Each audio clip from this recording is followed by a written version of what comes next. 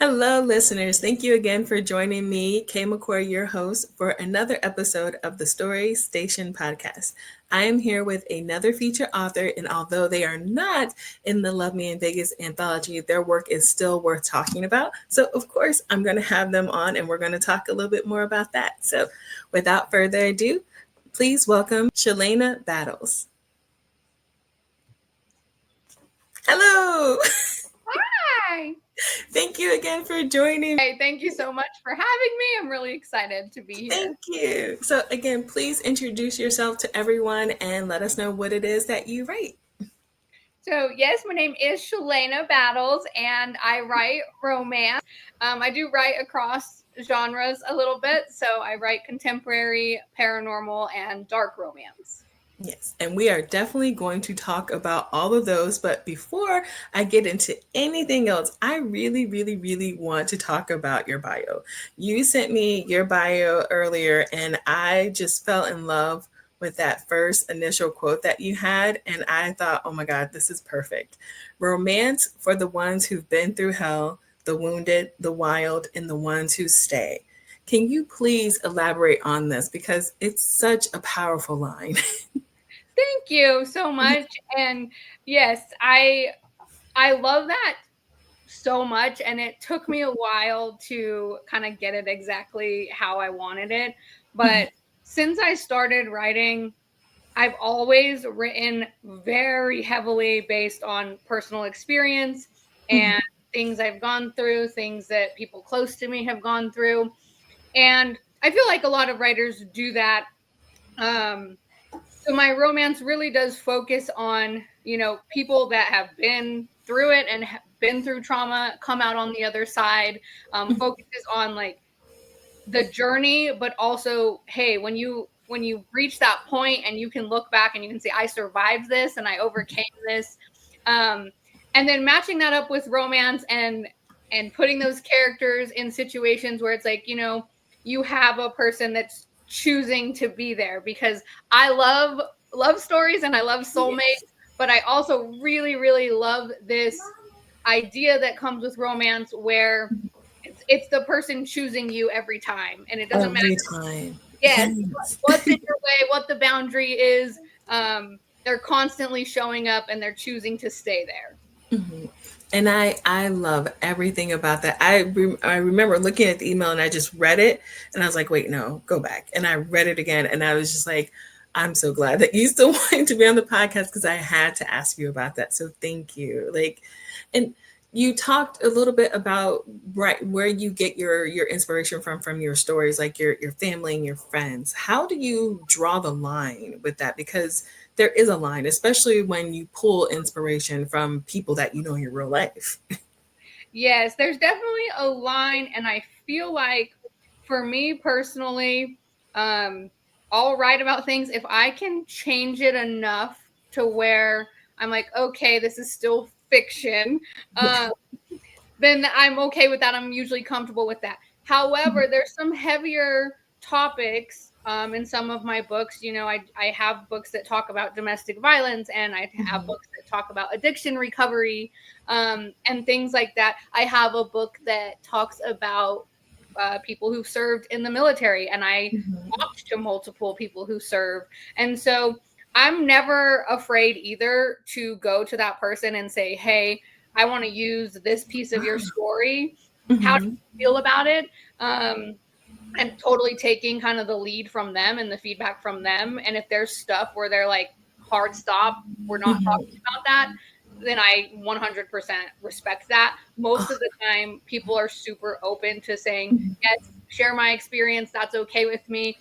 In one of my books, three of the characters in there are based on three of my closest friends. And I mean, you couldn't, if you meet them, you'll know exactly who they are in the book. And so, um, Wow, it's that like, oh my gosh. I'm always afraid of that because my personal life is my personal life. I don't there are things that I don't even tell my close friends about and I'm always afraid of like crossing that line. But the fact that you guys can do that is like pretty cool, I gotta say. well, and one of the funniest moments was when I published my first book, Soul Jumper. Hmm. My older brother called me after he read it, and he was like, there's a part in here where this is happening. He's like, that happened to us, right? Or am I making that up? And I was like, because it was a memory from when we were little. And I was like, no, that really happened to us. And Yeah. so, yeah, I definitely think there is a line for sure, but I really do love like leaning into that rawness Yeah. of writing and what it is that makes us human and what connects us, because there's a lot that I've gone through personally, but there's so much of that that other people can relate to. Mhm. And that is true. And it is really about like how relatable it is and how to not cross that line. But I gotta go into Soul Jumper because I was reading about this morning and I didn't know that this is something that you're reviving, or not reviving because it's been out for 5 years now, but Mhm. like you got a new book cover on the way for this and you have a Kickstarter for it. So I really want you to tell people about this because I can't. I've read it, like I read like synopsis and I've seen pictures on it, but I'm still just like, wait a second, these, like the tagline was what really got me was everyone's supposed to have like a faded one, but what if that person for you is already gone? And I was just like, what? So please tell us more about Soul Jumper. Yes, I would love to. Soul Jumper is my baby. I published it, like you said, 5 years ago. It's the first thing I ever published, and Mhm. I really wanted to celebrate it this year. And Yeah. so that's why I'm doing the new cover, and that's why I'm launching it on Kickstarter. And when I published it, a lot of readers wanted more of. There's a character in there, Logan. They wanted more of his backstory and what he went through. So there's going to be bonus scenes and all of these things. But Soul Jumper really kind of was born again from my fear of dying, and so that's kind of what inspired this story, and putting the lens of the romance on it. Like, okay, if everybody has a soulmate, what happens if one of you has already died and you meet that person, and what does that look like, and where's the journey? But it was really born because I'm so afraid of, okay, what comes next, nobody knows, right? And Yeah, so we uh, really don't. We're yeah, out here with a wing and a prayer and maybe some juju. Like we don't know. We're exactly. speculating. So Yeah. this is very, very much my interpretation of what's next. Wow. I and like the artwork for this is just really good. Like the artwork that I've seen for it before, I have a few, I'm gonna share that. But it's incredible. And the fact that you pulled this from your own fear, I think I'm a little in love with you right now. I Like love that so much. it's really cool that you can do that because a lot of times people are afraid to talk about what happens next. But I mean, we really don't know. And the fact that you were able to really go there, like it shows like depth. And honestly, it shows that you're really good. But what is one thing that you hope new readers will take from this story? So I really hope that readers take from this is like to not be afraid. To This really is the story of like keep going, keep moving forward. There's so many possibilities, and there's so many I say all the time that reading and writing is the way to live multiple lives, because again, for all we know, we only get one, right? That's it. We only got this one, and that's it. And so with Soul Jumper, I really do hope that readers just feel inspired to go after what it is they want, and recognize like there's endless possibilities. There's infinite possibilities. Now that's something that I can get behind. I love that. Like that's just incredible. Thank you again so much for an incredible story, and thank you so much for coming to Reader Nation. Like I'm excited to meet you in person, and I wanted to hear more about why it is that you decided to attend Reader Nation this November. Yes, I am so excited to be there, because I mean, I admire so Mhm. many of the people that will be there, and I read their books and I look up to them. So for me, I'm like, oh my gosh, I'm going to be in a room with these people. And so Well, someday someone's gonna say that about you after reading. They're gonna listen to this podcast and be like, "I can't wait to meet Shalana Battles. Like she's gonna be amazing." yeah, I'm super excited. It's something that I've wanted to attend for Mhm. years, Yeah. wanted to go to. It's been on Mhm. my vision board and all of that stuff. And so this year I really was just like, I was finishing up. a series, the Grand Mhm. Mesa Men series, and then starting this next series that I'm launching at Author Nation, Mhm. the Ashen Heart series. So I really kind of just got to a point that it was like, okay, now or never, like we're gonna do this. And sent the application in, and it was one of those things where I was like, okay, even if I don't get assigned there, I can still attend, I can still meet people, Yeah. do all the things that week. So I'm excited about both. I'm excited to be there as like an attendee and be there as a signing author. Mhm. And it just worked out that I got to sign books there, which I think is, it's still a little mind blowing. Honestly, it's so cool. Like, I mean, I was one of those people at first. I was like, okay, there's a lot of authors here. Like, no one's really gonna come see me, kind of vibe. And then you get there, and everyone is so welcoming and so kind. Like, I was not expecting that. I thought it was gonna be kind of like this crabs in a barrel like vibe. And I had my guard up, and I was really tense. And then I get there, and it's nothing like that. So, like, you have no worries. Trust me. Like, Reader Nation, honestly, it's one of my favorite events. And I think as long as I can go, I will always go. I am so excited to hear that, and I can't wait to meet you in person. I know, I'm so excited. So, when you talked about just a few seconds ago, you were talking about another book that it's going to actually debut like on the day of Reader November, or is it specifically are you releasing it on the 7th? Because So that's really cool if you are. yes, parts of it, yes. So I am actually a part of the Kickstarter cohort that they're doing. Um, and so this book, I will have it there. Yes, it will be there. So I'm very excited about that. But the Kickstarter will be launching the week of Reader Nation. And so the plan Oh. is, yes, to have copies, and if you're backing the Kickstarter at the show, to have a limited amount of copies that you can get the book while you're there. You don't have to wait for it. um, but yes, the Kickstarter will be open the entire month of November for this book. Okay, that is really, really cool. Like, because again, you write across genres, you're a multi-genre author. So, like, for those people that haven't seen the Kickstarter, they don't know much about it. Can you give us a brief, like, rundown, especially of this? Because when I saw the cover, I'm not a dark romance girly, but I was intrigued. I honestly, I fell in love with this cover the second I saw it. So many like of my covers in the past, I'm like, oh, we got to tweak this, we got to do this. This is a different cover designer that this is the first thing she's ever done for me, and now I'm like, Oh, straight you're, out the gate, you're my just favorite person alive. Like, you're like, we're locked in now. Like, we are exactly. together.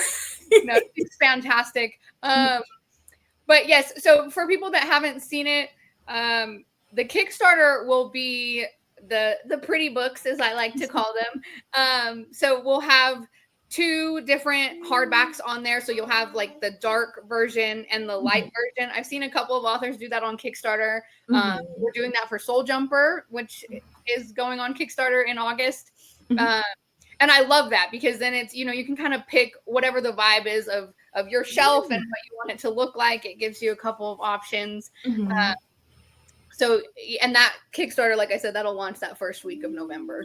That is really cool. And I love what you just mentioned about the actual book covers, like picking your vibe. So, like, if you see a different book cover, like making sure that like, okay, this is exactly the story you want.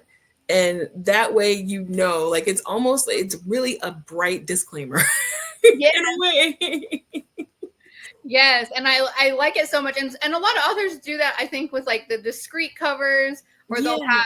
have covers special for KU. Uh, Hmm. so I think that's really fun, and I think Kickstarter is such a cool way to.